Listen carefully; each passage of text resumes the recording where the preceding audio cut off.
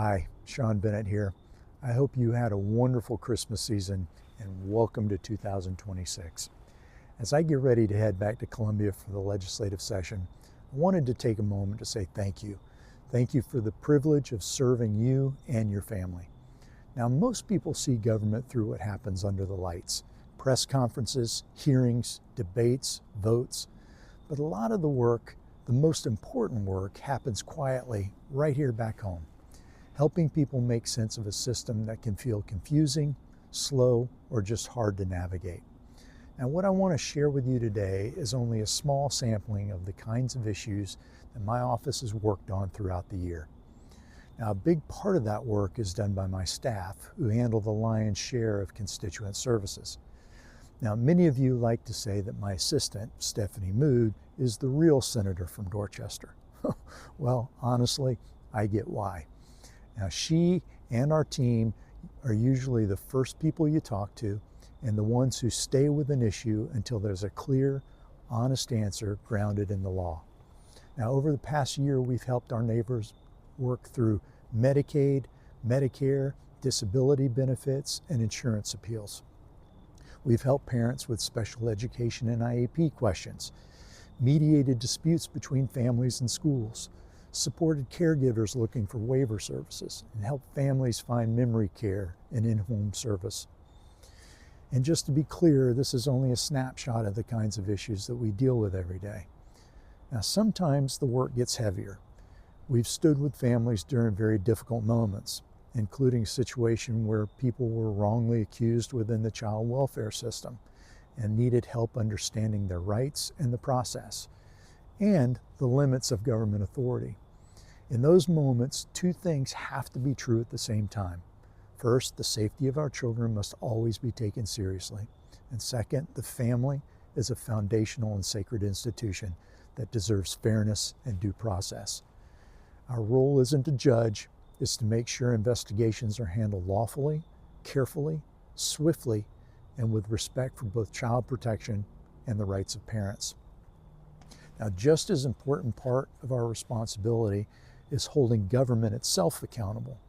There are times when we've had to push back, even on our own agencies, to remind them that in a free society, government exists to serve the people, not the other way around.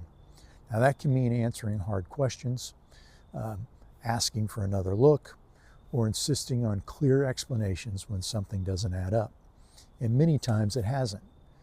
But there's something else worth saying plainly, especially in a time when frustration with institutions runs high.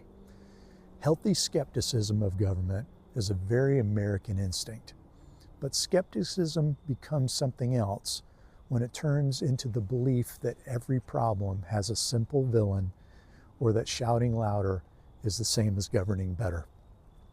Real public service requires patience, honesty, and a willingness to deal with the hard facts, even when they're unpopular.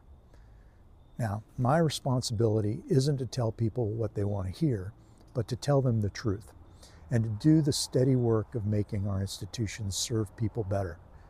It's also important to say this plainly: not every problem can or should be solved by government.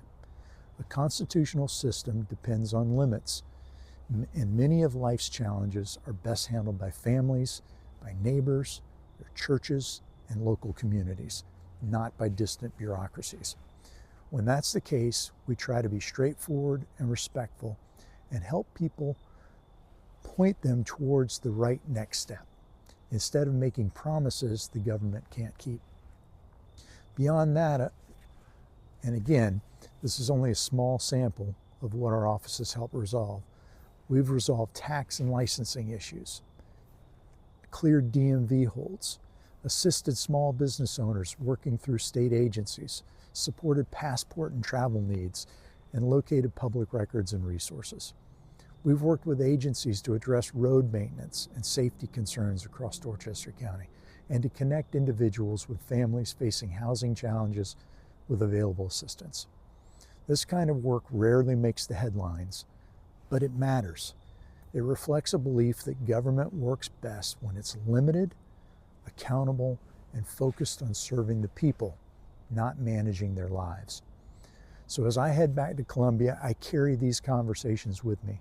They shape how I vote, how I ask questions, and how I approach my responsibilities. Now, if you need help during this legislative session, or if there's an issue you'd like my office to look into, please don't hesitate to reach out.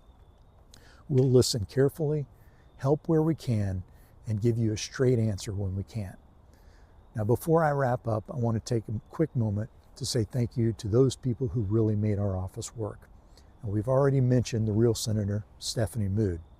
Now, she was joined last year by our outstanding student pages, William Wimberly, Emily Truluck, and Wright Gibson.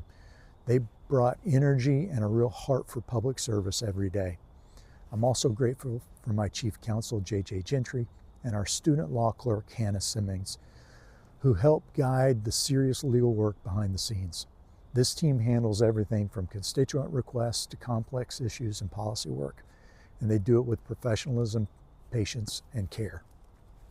I'm grateful to work alongside them. I'm grateful for the service they provide to you. So again, thank you for the trust you place in me, and I'll keep working to make our government remember who it works for, the people of South Carolina.